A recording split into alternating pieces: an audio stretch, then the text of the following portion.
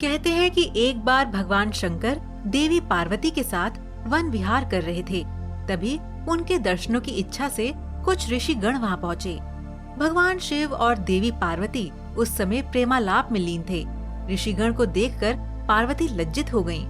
तब पार्वती की ये दशा देखकर भगवान शिव ने उस वन को श्राप देते हुए कहा, आज से जो पुरुष इस वन में प्रवेश करेगा वह स्त्री हो जाएगा। तब से पुरुषों ने उस वन में जाना बंद कर दिया और वह स्थान अंबिका वन नाम से प्रसिद्ध होकर शिव पार्वती का सुरक्षित प्रणय स्थल बन गया। एक बार वैवस्वत मनु के पुत्र इल शिकार खेलते हुए उस वन में पहुँचे तो वे एक सुंदर स्त्री में परिवर्तित हो गए। उनका घोड़ा भी घोड़ी बन गया। स्त्री बनकर इल अत्यंत दुखी हो गए और वन में भटकने लगे।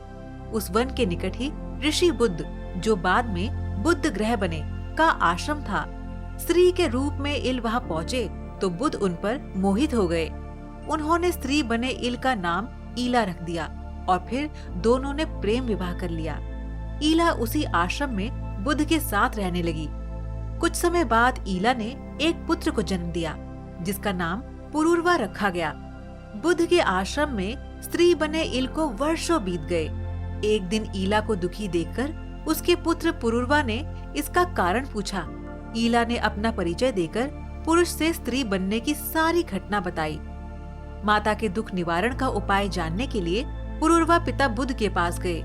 तब बुद्ध बोले, वत्स, मैं राजा इल के ईला बनने की कथा भली भांति जानता हूँ।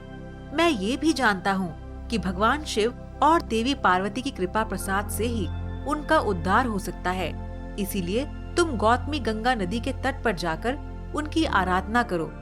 भगवान शिव और पार्वती सदा वहाँ विराजमान रहते हैं। वे अवश्य ही तुम्हारी इच्छा पूर्ण करेंगे। पिता की बात सुनकर पुरूरवा बड़े प्रसन्न हुए। वे उस समय माता पिता को साथ लेकर गौतमी के तट पर गए और वहाँ स्नान कर शिव भगवान की स्तुति करने लगे। उनकी स्तुति से प्रसन्न होकर भोलेनाथ देवी उमा के साथ साक्षात प्रकट हुए और उन्हें इच्छित वर मांगने को कहा। पुरूरवा ने वर स्वरूप ईला को पुनः राजा इल बनाने की प्रार्थना की। भगवान शिव बोले, वत्स, इल गौतमी गंगा में स्नान करने के बाद पुनः अपने वास्तविक रूप में परिवर्तित हो जाएंगे। ये कहकर वे अंतर्ध्यान हो गए। इसके बाद ईला ने गौतमी गंगा में स्नान किया। स्नान के समय उनके शरीर से जो जल गिर रहा था, इसके साथ ही ईला का नारी सौंदर्य गंगा में मिल गया और वह जल नृत्या, गीता एवं सौभाग्य नाम की नदियों में बदलकर गंगा में आ मिला। इससे वहाँ 3 पवित्र संगम हुए। तभी से वह स्थान ईला तीर्थ के नाम से प्रसिद्ध हुआ। यहाँ इलेश्वर नामक भगवान शिव की स्थापना भी हुई। माना जाता है कि इस तीर्थ में स्नान और दान करने से सभी मनोरथ पूरे होते हैं।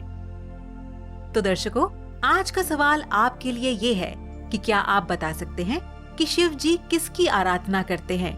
आप इसका जवाब हमें नीचे कमेंट बॉक्स में दीजिए। आज की इस वीडियो को लाइक और शेयर करना ना भूलें। धन्यवाद।